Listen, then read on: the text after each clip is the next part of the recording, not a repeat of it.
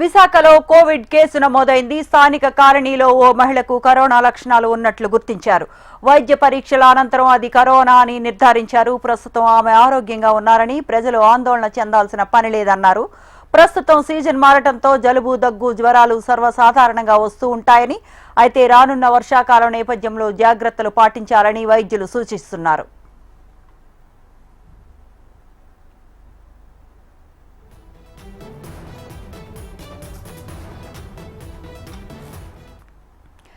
విశాఖలో Covid case నమోదైంది. స్థానిక కాలనీలో ఓ మహిళకు కరోనా లక్షణాలు ఉన్నట్లు గుర్తించారు.